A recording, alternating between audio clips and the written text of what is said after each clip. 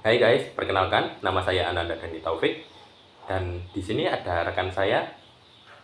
Rahmawati Sukmadewi dari program studi Akidah dan Filsafat Islam di UIN Sunan Ampel Surabaya, kelas A3.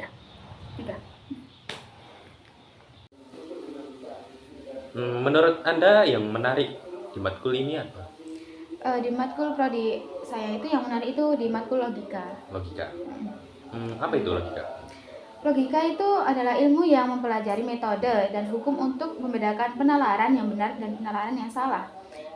Logika itu bisa diartikan sebagai cara berpikir yang sistematis, valid, dan dapat dipertanggungjawabkan. Apa fungsinya? Fungsi dari logika ini untuk membantu supaya kita tidak tersesat dalam berpikir dan juga memudahkan untuk memberi argumen atau alasan suatu. Gimana? Apa ada ciri-cirinya gitu? Di logika ini banyak sekali ya jenisnya ya. Saya akan berikan dua jenisnya. Yang pertama itu ada term, yang kedua itu ada sesat berpikir. Ya.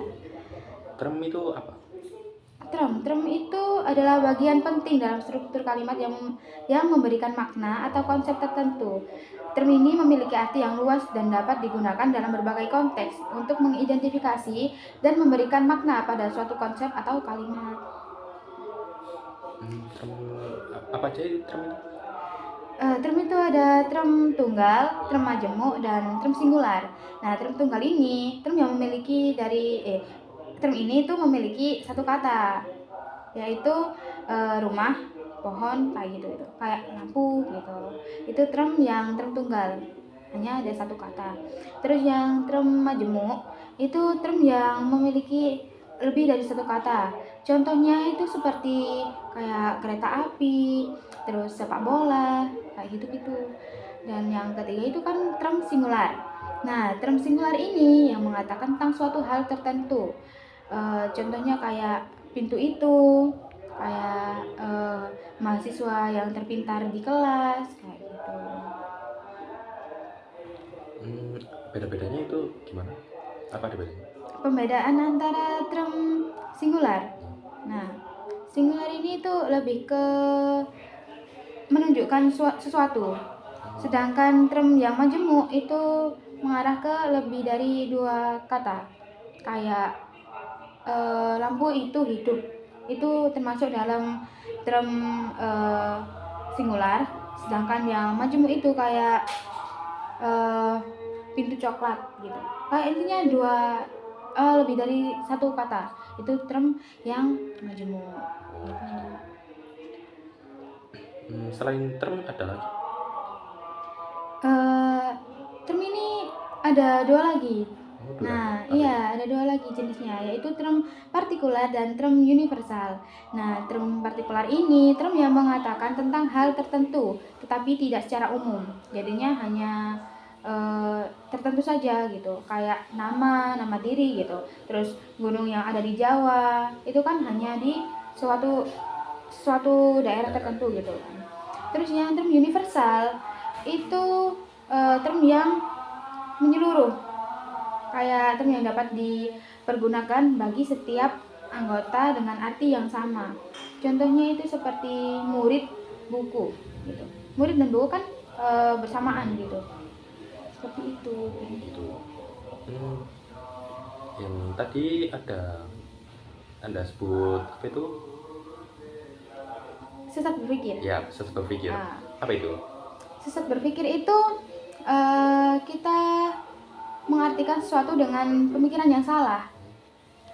Di sini saya akan itu banyak sekali banyak sekali macam-macam sesat berpikir ini. Iya, jenis-jenisnya ada banyak gitu kan. Terus saya akan menjelaskan tentang satu saja ya. Apa itu? Yaitu argumentum ad ignorantiam. Nah, di sini itu argumentum ad ignorantiam ini adalah kesalahan logika informal yang menyatakan bahwa suatu pernyataan benar ketika tidak pernah dibuktikan salah ataupun sebaliknya gitu. Jadi ada contohnya gitu? Suatu yang benar tapi tidak pernah dibuktikan salah ya. Bisa dijelaskan tentang itu gimana contohnya? Contoh dari argumentum ad ignorantiam ini itu contoh salah satu contohnya itu apa ya? Adanya hantu. Nah, adanya hantu ini kan banyak yang mengakui keberadaan mereka, dan itu bisa dikatakan sebagai argumentum ad ignorantiam karena pembuktiannya itu benar adanya. Tapi bisa juga disebut salah karena tidak pernah terbukti benar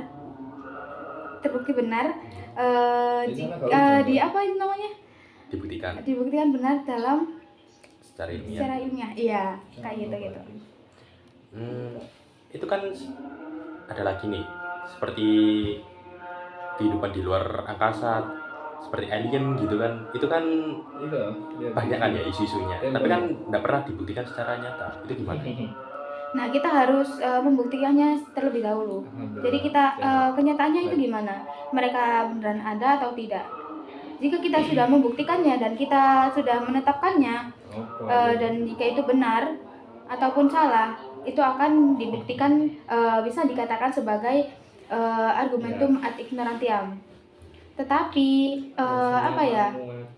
Kayak pembuktiannya itu harus benar-benar ditentukan terlebih dahulu, bukan kayak di angan-angan kayak isu gitu. Harus benar-benar ada buktinya gitu. Iya, seperti itu.